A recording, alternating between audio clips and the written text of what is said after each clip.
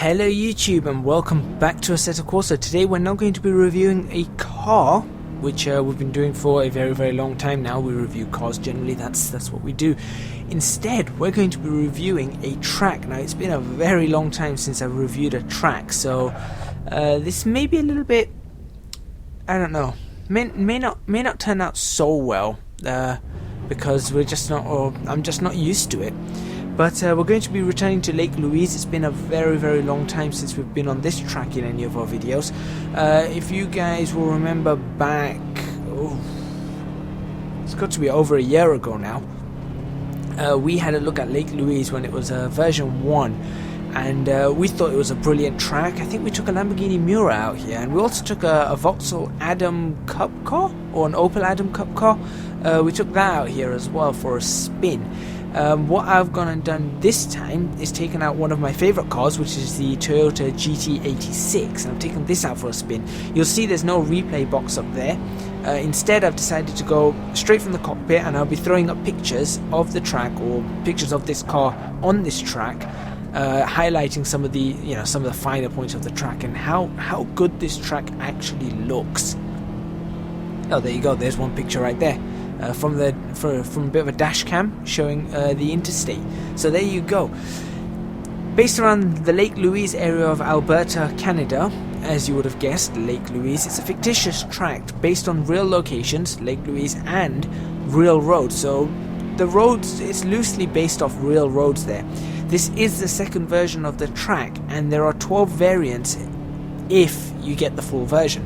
There are two versions available, 23 kilometers, which is the size of the original Lake Louise track. In the free version, that comes with 5 layouts, and cameras have been included. He's been updating them, and all the great stuff is there. AI lines, you can do racing down the hill, up the hill, around the loops, whatever you want to do. And then if you donate any amount, you get this, which is the 50 kilometer version, which is exactly what I'm going to be testing. I won't be showing you all of it. I'll try and show as much of it as possible, but I'm going to leave some areas out just so that you guys can go explore them. To be honest, even if I do show you, driving them is what it's all about. You have to drive these. It's 491 meg zip, that's the 50 kilometer version. I believe the 23 kilometer version is 209 meg or something like that, and it's 1.5 gig approximately when it's unzipped, so it's really big, but considering what you get, it's not that big considering its size. It's made by Lucas, otherwise known as Extreme Psionic, and like we said last time, we loved his work, and this time it's just wow. It's absolutely wow.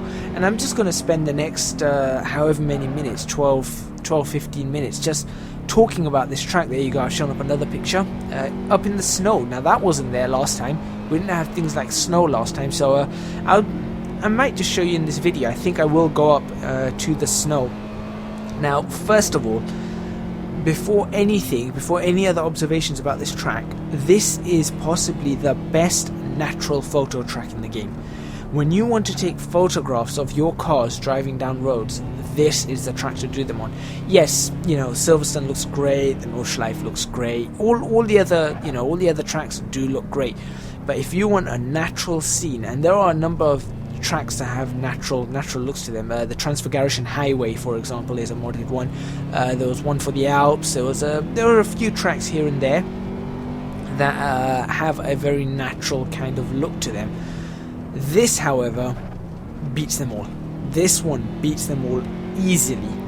Not because they're not good mods, but it's just because this is so fantastic. The views, I mean, you can see right out the window right now, which is the whole idea here. Is just keep looking out the window. You can see the Lake Louise ahead of us, and you can see the Albertan mountains, and that's the I believe they call it a chateau. I think it's called a chateau. No, it can't be a chateau. I thought that may have been a I don't know, yeah, I think it might be a chateau, I don't know. I really don't know. But there are a fantastic range of roads here. It ranges from high-speed interstate sections, which I will show you, to low-speed, high-altitude mountain passes, which again I'll show you. And I'm driving on the 50 kilometers open route at the moment. The reason being is just so I can drive around. and go wherever I want, which is kind of good. So I'm going to turn off here instead of going straight, which again is something very different. You're not used to doing that for sure. It's like you've actually got a little city here, or not really a little city, but a little bit of country over. You know, you just drive around. You don't have to follow a track. You just go down the roads, and if you see another road that you want to turn off on, yeah, just go down that road, and that road exists, which is really, really nice. The lake, you guys saw the lake. It is actually that color. In fact, you can just about, can you see it? You might be able to see it off the, oh, there you go. What do you know? The lake actually is that color. It's blue. It's got to do with the glaciers and everything. It's very, very blue in real life, so that's not a bug. It does look like that. And you heard that tunnel. What happened when I went through that tunnel? Well, we're gonna go through a few more tunnels, so we'll hear a bit more on the tunnel side of things. It is designed for road cars. The track is not flat. It's not smooth. Or the track. I should be saying the roads, really. The roads are not flat. They're not smooth. They are bumpy. They are rough. The grip changes from section to section. Have a listen to this. How cool is that? How cool is that noise? That noise, just that noise in itself, that echo is worth downloading this track, or even, in fact, I think it's worth donating and getting the 50-kilometre version, which is absolutely incredible, which is where you get this actually. So there you go. I'm giving you guys a bit of a teaser, really showing you what you're actually getting in the 50-kilometre version, which is absolutely incredible. But like I said, the roads, you can see here, these roads could not handle a Formula 1 car, that's for sure. A modern race car would definitely be out of its element here. Don't try and take GT cars here. Maybe, I don't know, I suppose a classic Formula 1 car would be pretty good in some of these roads. It definitely wouldn't be good up here, but it'd be good on some of the roads. But, you know, a modern F1 car, it's not for that. Definitely not for that. It's for a car like this. It's for sports cars. It's for supercars. It's for road cars. That's what it's designed for. That's how it really should be. That's how it really should be raced. There you go. There's another picture. I do like taking pictures, as you can see.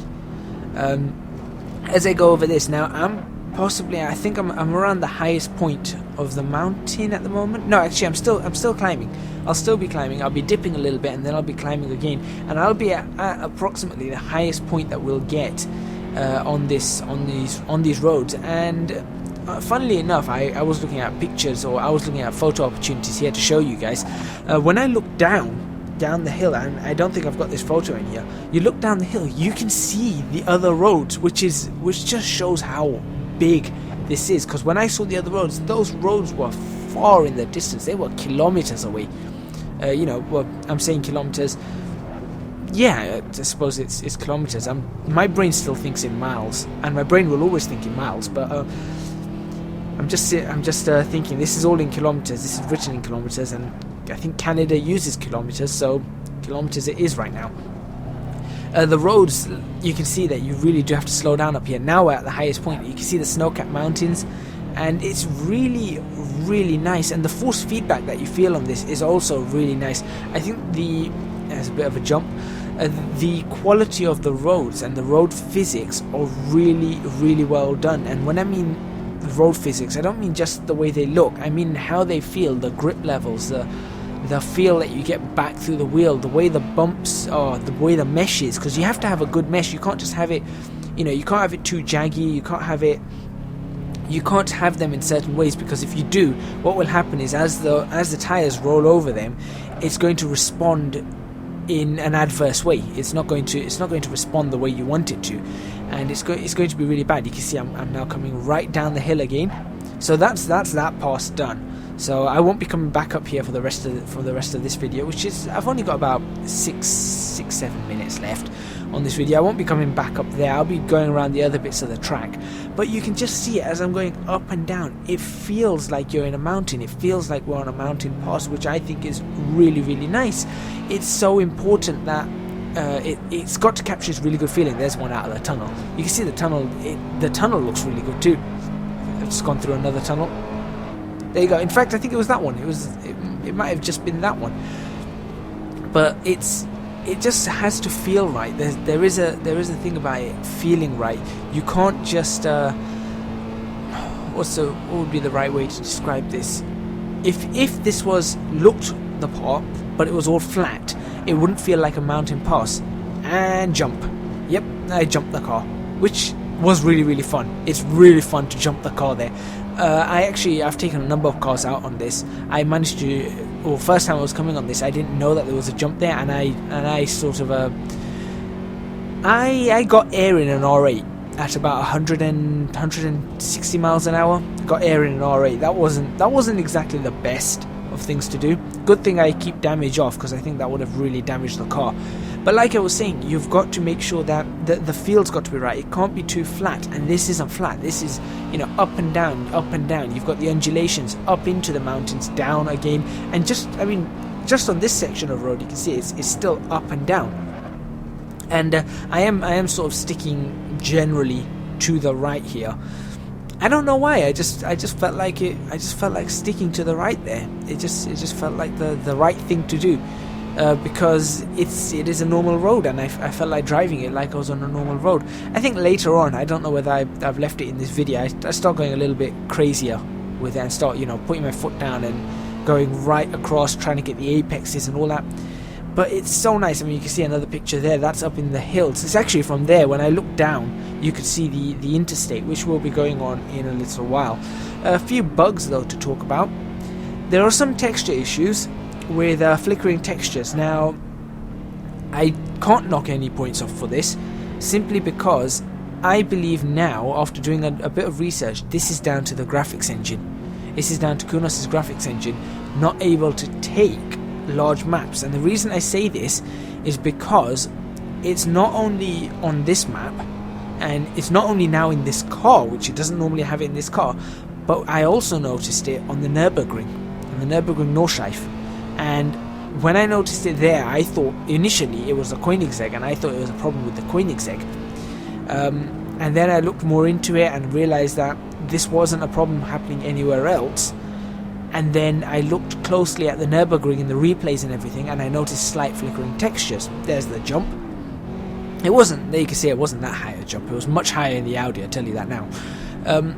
Here we're coming up to the interstate now, and you can see in here there's a similar flickering textures. It seems to be a problem with large maps, so I'm not even going to knock marks off that. It's just something that I saw. That's all. I'm not fond of, there's some animals in some places, so to give it a look of Canada, there's some, I suppose, deer and moose, and I think there's a bear somewhere. And I'm not fond of that. Not because it's not a clever idea. It is a clever idea, but it sort of breaks the immersion, because you're moving, the world's there, you're moving through the world, and then suddenly there's a static bear, or a static deer, or a dead moose, or something like that. It breaks the immersion. I personally, this is just in my opinion, I would remove those. I would keep those out of here and just continue. You can see how good those mountain passes look. There's some smoothing. I think we need some smoothing of the textures. I would say up on the snow caps would be perfect. I looked at a number of pictures of this area, the Lake Louise area, and the mountain does actually look like that. The texture pattern on the mountain is like that, but it sort of gradually turns into the snow as it goes up, not very, very suddenly as it is in this mod. So I know that Extreme Sonic's still working on the textures and landscaping textures. I think I would probably say that one is one of the key ones to work on, because, well, you can see it all here. I mean, it doesn't look too bad here, but when you go up into the mountains, it kind of breaks away again a bit from the immersion. And there's one part, take a listen to this.